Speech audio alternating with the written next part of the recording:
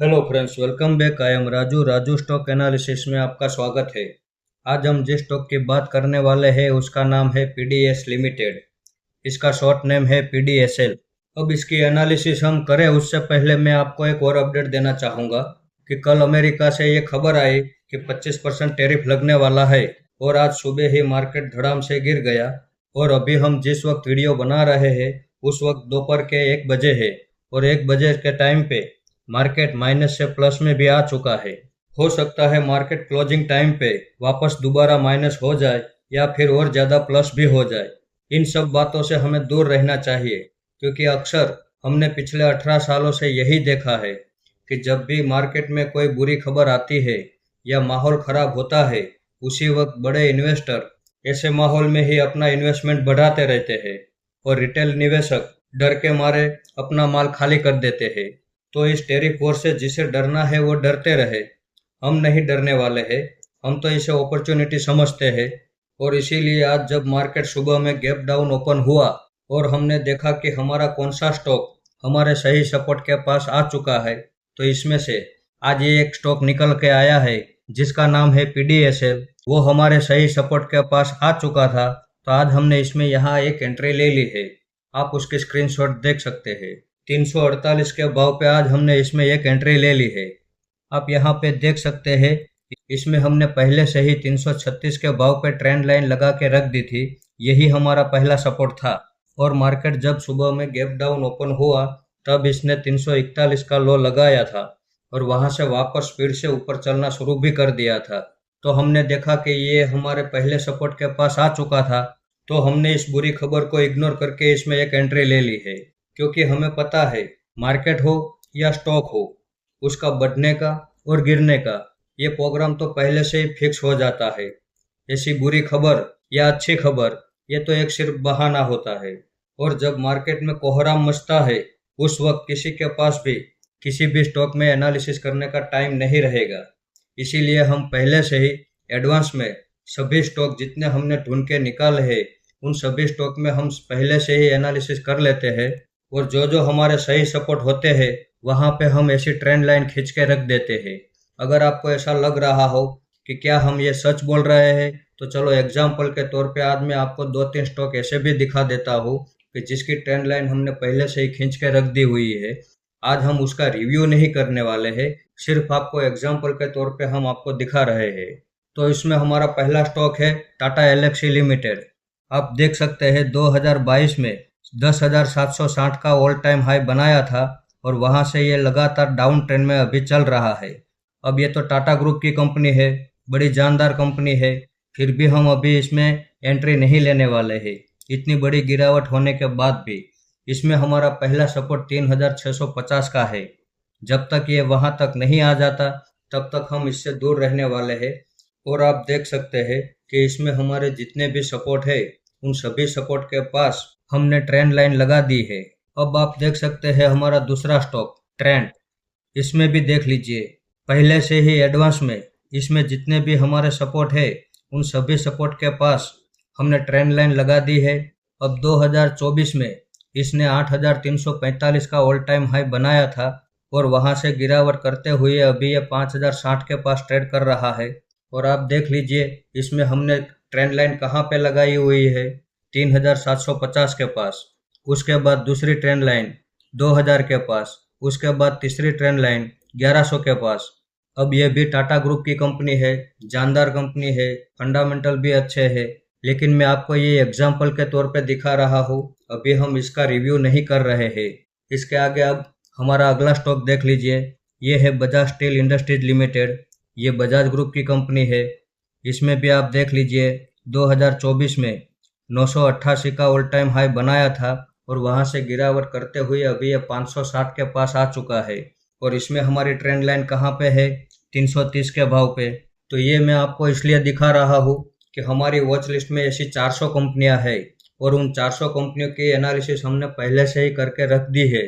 और उन सभी कंपनियों में जहां जहां पे भी सपोर्ट बन रहे हैं उन सभी सपोर्ट के पास ऐसी ही ट्रेंड लाइन लगा के रख दी है। तो जब मार्केट में ऐसे कोई कोहराम आता है, बुरी खबर आती है, माहौल बुरा होता है, लोग डर रहे होते हैं, उस वक्त हम सिर्फ यही एक काम करते हैं कि कौन सा स्टॉक हमारे सही सपोर्ट के पास आया। हम उस खबर से डरते नहीं है, उस खबर को इग्नोर कर देते हैं। बस हमें सिर्फ यही देखना है कि वो स्टॉक हमारे सही सपोर्ट के पास आ गया तो चलो उसमें एंट्री ले लो। उस वक्त हमें ये नहीं सोचना है कि और ज़्यादा गिरावट हुई तो। अगर ऐसा सोचते रहेंगे तो अपॉर्चुनिटी मिस हो जाएगी, जैसे कि आज ही हो गया है। 200 पॉइंट निफ्टी माइनस था और अभी निफ्टी प्लस में भी आ गया। तो जिसने भी गिरावट में डर के मारे अपना माल बेच दिया होगा उनको भी पछतावा हो रहा होगा, या फिर जो लोग बाइंग करने वाले होंगे वो लोग थोड़ा इंतजार करने की सोच रहे होंगे, तो उनके हाथ से भी हो सकता है कि शायद अपॉर्चुनिटी मिस हो जाए। अब कोई माने या ना माने, लेकिन हमें पता है कि स्टॉक मार्केट में बढ़ने का और गिरने का सारा प्रोग्राम पहले से ही फिक्स हो जाता है।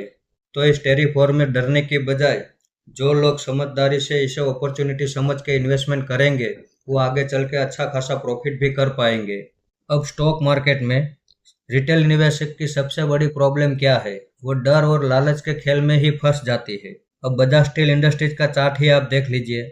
जब ये ऑल टाइम हाई पे हाई बनाता है उसी वक्त रिटेल निवेशक लालच के मारे इसमें एंट्री कर लेते हैं, और फिर जब वो गिरावट पे गिरावट करता रहता है तब वही रिटेल निवेशक डर के मारे उसमें से निकल जाते हैं।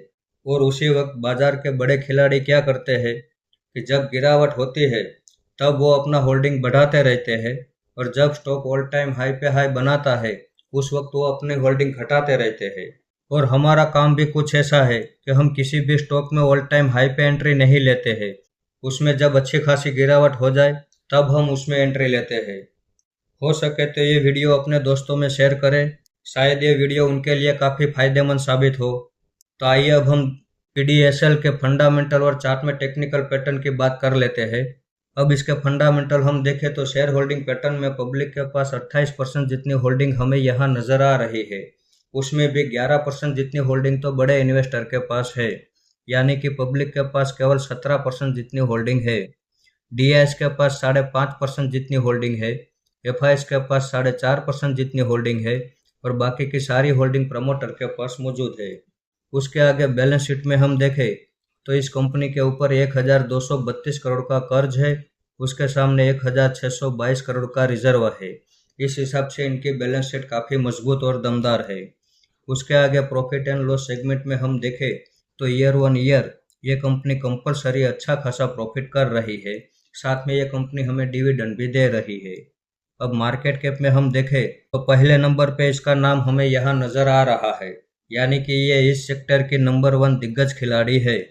तो जैसे आपने देखा कि इसके फंडामेंटल में कहीं कोई खराबी नहीं है, और आज ये हमारे पहले सपोर्ट के पास आ चुका था, तो आज हमने इसमें यहाँ एक एंट्री ले ली है, और अभी ये अपने ऑल टाइम हाई से 50% की गिरावट पे तो हमें मिल रहा है। तो इस लेवल पे एक एंट्री करना तो बनता है। इसमें हमारा दूसरा सपोर्ट 200 रुपये के भाव पे रहने वाला है, और इसमें हमारा तीसरा सपोर्ट 90 रुपये के भाव पे रहेगा। ये यहाँ से जितनी भी गिरावट करता है करने दो, इसकी हर गिरावट का फायदा उठाने के लिए हम तैयार है। इसमें हमारा टारगेट 700 रुपये का रहने वाला है। 700 रुपये के भाव पे हम 75% होल्डिंग एग्जिट कर देंगे और बाकी बची 25% होल्डिंग लॉन्ग टाइम के लिए छोड़ देंगे। इसका चार्ट आप देख सकते हैं, ये हायर हाई हायर लो के पैटर्न से ऊपर की ओर मूवमेंट कर रहा है।